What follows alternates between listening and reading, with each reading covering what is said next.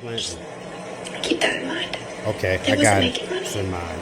I was getting sold for money.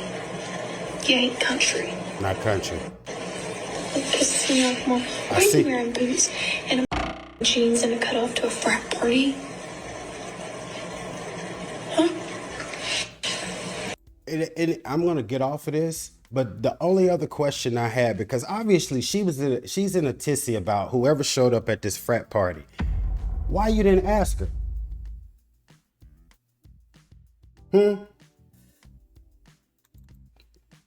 It looked like you had the opportunity that you could have asked her while she was wearing jeans and the frat party. You could have asked her. I know why you didn't ask her.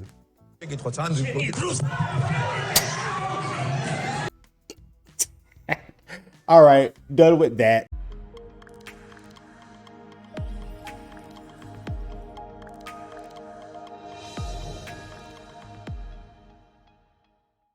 Off to apology numero dos. We are going to apologize, like I said, to somebody I don't really like to apologize to because I am not a part of the hive. And I know I may lose some people for saying that, but I think Beyonce's fine as a woman. I just don't understand how she has been dubbed the voice of our generation for our community, but whatever. Anyway, but I will have to issue an apology, and it is for Country Carter. Am I issuing an apology because I've gone and I've listened to Country Carter and I've been converted to a Beehive Country Carter fanatic? No, I have not. That is not why I'm apologizing. I'm apologizing because I preemptively rolled my eyes when I saw Country Carter be released. And I was like, oh man, here we go. Now we're gonna have to endure charges of racism when the Country Music Awards come out if she doesn't get nominated and or win. Similar to Nas X. Remember that was a thing that happened to him. Country Road blew up, got on the country charts.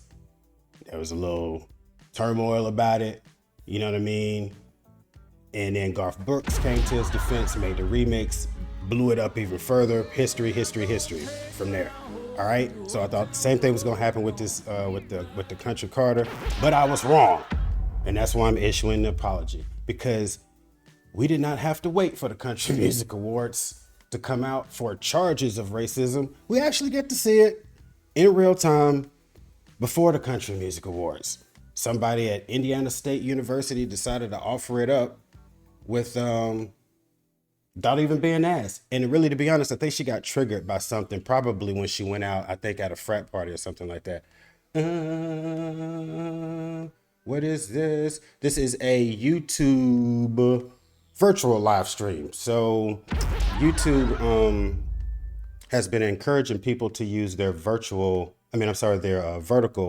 live stream platform so that people that are in YouTube shorts, thumbing through shorts, looking for stuff to look at in the shorts, they may pop into a live stream. So that is the whole camera deal.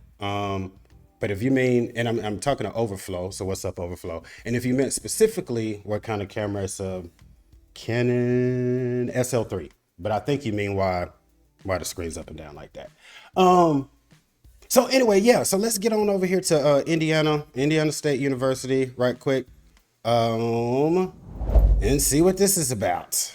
Let's see what this is about here. And why is this on my screen where I can't see? Wow, I cannot get this off my screen. So I'm gonna skip this because I cannot read it. And we're just gonna go straight to because anyway, all the article was gonna talk about, of course, is that the students on the campus have protested off of this comment that I'm gonna play in a little bit that a fellow student made. And then like the president came out and of course was like, this doesn't represent, our values or whatever at Indiana State University. So, all right, so let's get to the actual clip of what it is that Miss Lady had to say here.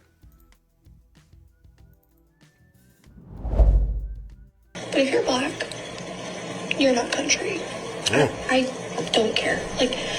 And I wish I meant that in the nicest way. But sounded nice. Babe, I know you were raised in the country, or your grandparents were, I guess, your great granny and grandpas, but they was picking, okay? They wasn't planting. Just keep that in mind. They wasn't making money. They was getting sold for money. You ain't country. It pisses me off, Mom. Why are you wearing boots and a motherfucking jeans and a cutoff to a frat party? Huh? Somebody's upset. And the thing is, the last part of this is to me the telling part of what she's agitated about. So she seems to be agitated about two things. One, she seems to be agitated about appropriation. This is the US. This is America. All of us are appropriated. All of us are appropriated. Get over that. Okay? You don't own cut-off jeans and boots. But okay, you're upset about that. But then the part where she says something about wearing something to a frat party, and then she's got her lips gnarled up or whatever. That's where she's really in a tizzy. So it leads me to believe that I'm assuming that some black girl showed up at a frat party dressed in some basically some Cowboy Carter garb. Keep that in mind. They wasn't making money. Oh yeah, and she also wanted to make sure that we knew that we were not on team ownership. We were on team property. Got it. And see, and before I get back to the parts of where she looked like she was triggered, I'm actually not upset about this. Who should be upset are actually true country folks, true regular Southerners, because what this 20-something-year-old at Indiana State University has done, she has summed up your entire lifestyle to slavery. Or I'm sorry, slavery ownership, because she made sure she established who was picking and who wasn't, and who was making money and who was being sold for money. And then that also messes with the whole heritage argument when people have these discussions about flags and statues, because she summed it up that it's all about slavery. Country identity is all about slavery. Southern identity is all about slavery, according to this 20-year-old girl at Indiana University. So if I was a Southerner or a country person, I would be the one that was probably more upset about this. Or your grandparents were, I guess, your great granny and grandpas, but they was picking, okay? They wasn't planting. One planting. Keep that in mind. Okay, They I got wasn't making it. money. It's in mind. They was getting sold for money. You ain't country. Not country. It pisses me off, Mom. Why are see. you wearing boots and a jeans and a cutoff to a frat party? Huh? I'm gonna get off of this, but the only other question I had, because obviously she's in a tizzy about whoever showed up at this frat party. Why you didn't ask her?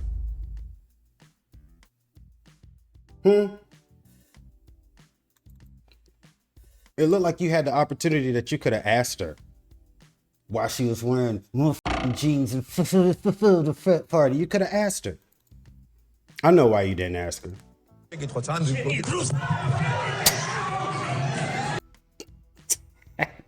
All right, done with that. Now, drum roll, please.